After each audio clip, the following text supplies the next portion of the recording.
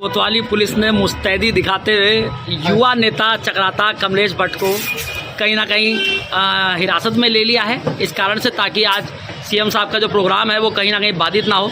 कमलेश भट्ट को जो है लेके जा रही है कोतवाली पुलिस विकासनगर। ये सिर्फ एक्सक्लूसिव वीडियो फिलहाल सिर्फ और सिर्फ सचदेवा टाइम्स के यूट्यूब चैनल पर आपको दिखाई देगा।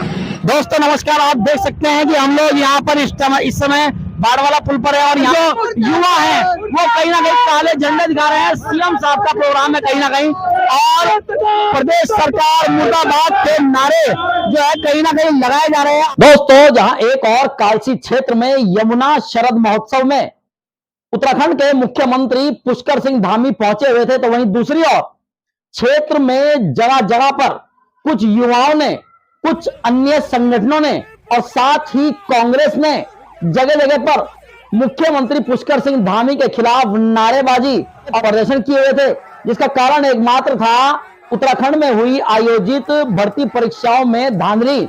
इस धांधली को लेकर ही सभी लोगों ने कहीं ना कहीं पुष्कर सिंह धामी के विरोध में नारेबाजी की। हालांकि क्षेत्र का पुलिस प्रशासन इतना मुस्तैद था कि सभी लोगों को, नारेबाजी करने वाले और प्रदर्शन करने वाले लोगों को गिरफ्तार कर लिया गया, हिरासत में ले लिया गया। लेकिन इस पूरे प्रकरण में कहीं ना कहीं कुछ युवा और कुछ संगठन तो सिर्फ इसलिए धामी जी के खिलाफ नारेबाजी और प्रदर्शन कर रहे थे क्योंकि बॉबी पवार कहीं ना कहीं अब तक रिहा नहीं हुआ है और प्रदेश में इतनी बड़ी भर्ती घोटाला कहीं ना कहीं देखने को सामने आया है। लेकिन वहीं यदि सूत्रों की माने तो तथाकथित तौर पर चर्चाएं ये भी हैं कि कांग्रेस जो नारेबाजी कर रही थी, प्रदर्शन कर रही थी मुख्यमंत्री पुष्कर सिंह धामी के खिलाफ, वो सिर्फ और सिर्फ अपनी कांग्रेस पार्टी के डैमेज कंट्रोल के लिए कर रही थी।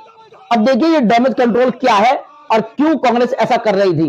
यदि सूत्रों की माने तो चर्चाएं ये हैं कि अभी जो हाल ही में, जैसे आप मेरे पीछे देख सकते हैं वीडियो में, ये घटनाक्रम हुआ था कि प्रीतम सिंह देहरादून में युवाओं के पास गए थे, बेरोजगार छात्र संगठनों के पास गए थे और उनको उन युवाओं का भारी आक्रोश और विरोध झेलना पड़ा। स्थिति वहां पर एकदम से बिगड़ गई थी, तनावपूर्ण हो गई थी। ऐसा क्यों हुआ? यदि सूत्रों की माने तो तथाकथित तौर पर चर्चाएं ये हैं कि ऐसा इसलिए हुआ क्योंकि कायदे में जो इतना बड़ा भर्ती घोटाला हुआ है, इसका खुलासा करने के लिए, इसकी सीबीआई जांच की मांग करने के लिए सबसे पहले जो सड़कों पर उतरे वो लोग युवा थे। बेरोजगार युवाओं का संगठन था जो कि हजारों की तादाद में था, जो देहरादून में बैठा हुआ था। लेकिन ये काम किसका था? ये जिम्मेदारी किसकी थी? ये नैतिक जिम्मेदारी किसकी थी? ये जिम्मेदारी थी जो कांग्रेस बैठी हुई है विपक्ष में। ये विपक्ष का काम था, लेकिन विपक्ष बिल्कुल ढीला है, उसे कोई मतलब ही नहीं है कि क्या हो रहा है क्या नहीं। उस विपक्ष को, जो कांग्रेस है इस टाइम विपक्ष में बैठी हुई, उसको पुरजोर तरीके से इस मामले को उठाना चाहिए था। लेकिन क्या हुआ? जब कांग्रेस ने इस मामले में अपना ढीला रवैया रखा तो कहीं ना कहीं युवाओं ने इस प्रकरण को उठाया तो कहीं ना कहीं उन्हें चीजें झेलनी पड़ी। लाठीचार्ज जैसी घटना हुई, पथराव जैसी घटना हुई। ये सभी घटनाएं गलत थी हालांकि, लेकिन ये घटनाएं हुई, छात्रों पर मुकदमे हुए। बॉबी पवार जैसा युवा नेता जिसने अपने युवाओं के लिए इतनी सारी चीजें करी हैं, जिसने अपने आप को समर्पित कर दिया इस पूरे आंदोलन में, उसको कहीं ना कहीं जेल जाना पड़ा। रिहाई के लिए पूरा परिवार, पूरा जौनसार बाबर कहीं ना कहीं अपने लाल की रिहाई की कम से कम आस में बैठा हुआ है कि हमारा बच्चा कब छूट कर आएगा और कब हम अपने बच्चे के साथ दोबारा वही बीता हुआ समय बिता पाएंगे। तो आप देखिए ये काम कायदे में कांग्रेस का था, लेकिन कांग्रेस की स्थिति विपक्ष में ऐसी है कि उसने इस मामले को पुरजोर प्रमुखता से नहीं उठाया। तो कहीं ना कहीं अपने इस निकम्मेपन को छिपाने के लिए आज कांग्रेस इस डैमेज को कंट्रोल कर रही है, जो डैमेज इनका हुआ देहरादून में जब प्रीतम सिंह को विरोध झेलना पड़ा।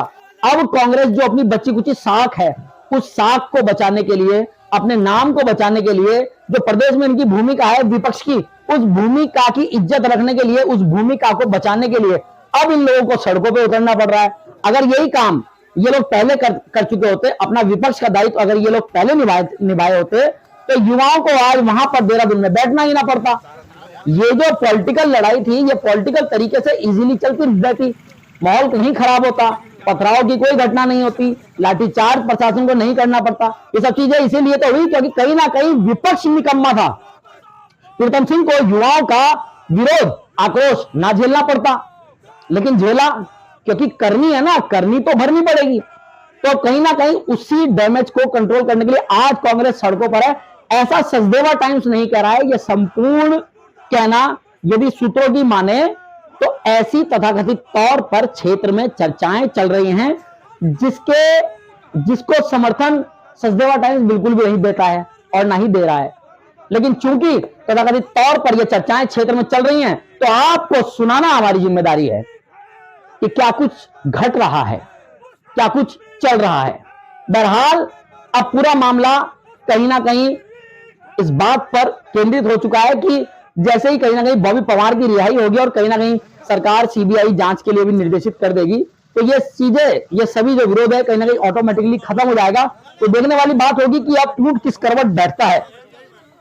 दोस्तों, सचदेवा टाइम्स एलएलबी के यूट्यूब चैनल को अभी के अभी सब्सक्राइब कर लीजिए। और आपकी सबसे बड़ी गलती यही है कि आप जब हमारी खबरों को देखते हैं और इन खबरों का आनंद लेते हैं, उसके बाद आप हमारे यूट्यूब चैनल को सब्सक्राइब नहीं करते हैं। होता क्या है कि हमारी अगली जो महत्वपूर्ण खबर होती है वो आप तक नहीं पहुंच पाती है। तो दोस्तों, आपसे निवेदन है, सचदेवा टाइम्स का रिक्वेस्ट है हमारी कि आप अभी के अभी हमारे YouTube channel Sachdeva times LLB को सब्सक्राइब कर लें और आई बेल आइकन बना हुआ आएगा, घंटे का निशान बना हुआ आएगा, उस पर ऑल के बटन को क्लिक कर दें ताकि आप हमारी सभी खबरों को देख पाए और कोई भी खबर हमारी आपसे छूट ना पाए। क्योंकि आपके पास हमारी खबर का नोटिफिकेशन तभी जाएगा जब आप हमारे चैनल को सब्सक्राइब करेंगे, वरना आपके पास हमारी सभी खबरों का नोटिफिकेशन नहीं जा पाएगा। उससे नुकसान ये होगा हमारा कि आपके जैसे बेहतरीन व्यूवर्स हमें नहीं मिल पाएंगे और आपको नुकसान ये होगा कि आपके पास हमारी हर खबर का नोटिफिकेशन नहीं पहुंच पाएगा। तो दोस्तों, अभी के अभी हमारे चैनल को सब्सक्राइब कर लें, यूट्यूब पर जाकर सचदेवा टाइम्स एलएलबी।